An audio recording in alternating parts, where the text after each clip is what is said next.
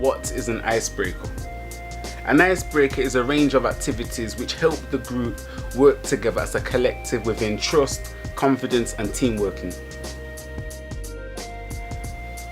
Why an icebreaker is effective? Because it helps to transition into the session, and it also helps people who don't know each other get confident and comfortable with each other. How do we do an icebreaker? When we're doing icebreakers, we need to be prepared, so we need to have our resources, and if we don't have resources, we need to make use of what is available to us. They also need to be inclusive so that the whole team is getting involved. When you do an icebreaker, icebreakers can be implemented at the beginning of a session to familiarise individuals with one another. Icebreakers can also be used as a refresher in the middle of a session to refocus the group. Another important factor when we're doing icebreakers is where we're doing the icebreakers. You need to make sure that there's nothing around that could be hazardous, and also you need to make sure that you've got the right provisions in place to do the icebreaker at first. For this first icebreaker, I'm going to do the marshmallow game. This is a really good opportunity to assess your group in the first place. You can also tell who's going to lead your sessions and who's going to need more support. So with this activity, the first thing we're going to do is split the group into two and try and mix out the groups.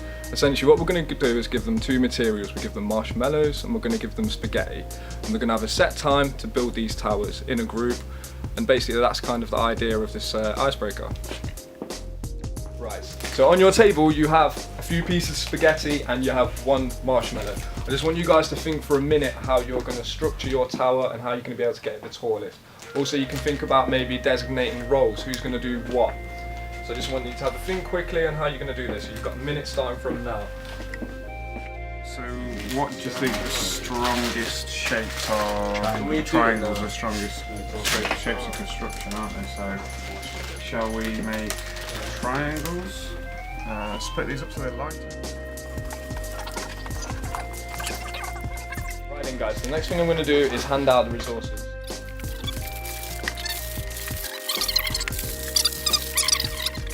The idea of this game is, as soon as they've had their 5 minutes, I'm going to tell them to stop. And the idea is that the tower needs to be freestanding without touching it for at least 10 seconds.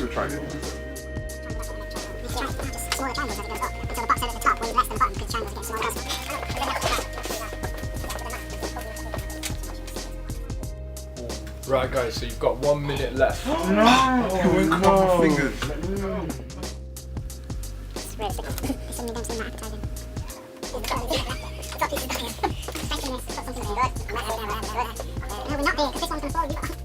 We're running out of time. Don't forget when I say stop, you guys need to let go and it needs to be completely free. Oh no! Yeah, thanks John. Freestanding.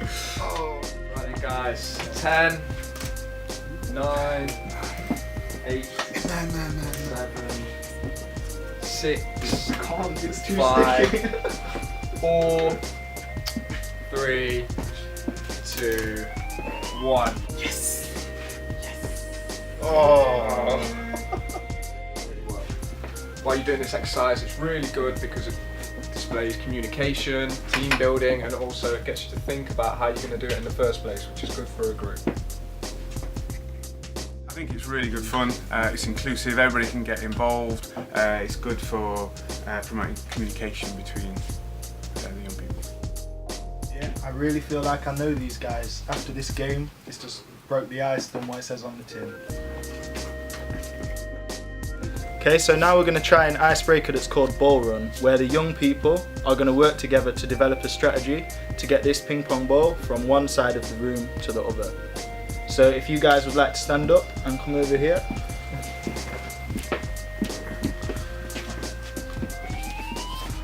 Right, so as I said, the object of the game is to get this ball from one side of the room to the other. I'm going to give you one of these to start with. You're all going to get one of these. And when the ball is on your piece of run, whatever you want to call it, you've got to be static, you can't move. And I'm going to give you 1 minute now to just think, talk amongst yourselves and develop your plan. Right, I'm going to be at the start and then you'll be next to me. And then when it comes last to you, I'm going to come at the end and then we'll swap it around. That makes sense. And also we've got to be aware of our fingers because say for example the ball's coming down, I could bang my finger there, next minute I could stop. Game over and nobody's happy. Yeah, that's fine. Yeah, sounds cool to me, but also you need to roll the ball at a medium speed. If you throw it too fast and you're going down there, it's going to drop you. Yeah. Right then guys, you happy with your plan? Yes. Right, so I've done one thing which I haven't told you about, which is going to make the game a little bit harder. When you get to the end of the track, you have got to get the ball into this little mug over there. So I'm going to give you each one of these, and basically you've got 2 minutes and your time starts now.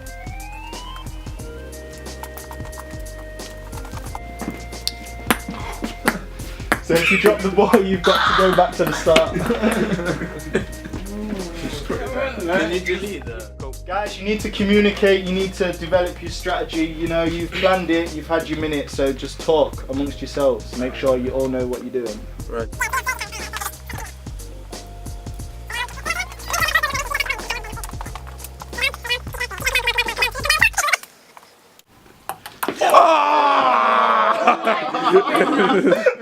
Well done guys, I think if you had more time you would have eventually got the ball into the cup, but we did have to stop there, but good communication, you've done well. There are several extensions that we can do to the activity. For example, we could have 2 teams if we had a bigger group of young people to add a competitive edge. It sort of gets them working together as a team a bit more if they know that they're working against another group of young people. And also aside from that, we could maybe blindfold one of the participants. By taking away one of their senses, it gets them really thinking about the needs of other young people that are taking part in the game. And then if maybe one day they are taking part in activities with somebody who does have a physical impairment, then they'll be able to think about those needs and implement what they've learned in the activity.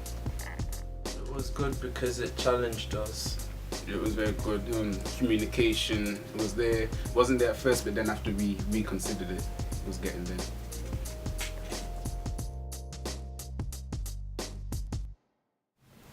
Icebreakers help with confidence. Icebreakers can break that awkward tension. Icebreakers help people get to know each other in a fun way. A good icebreaker should promote inclusivity. Thinking if you're working with troubled young people, an icebreaker is essential at the start of a session.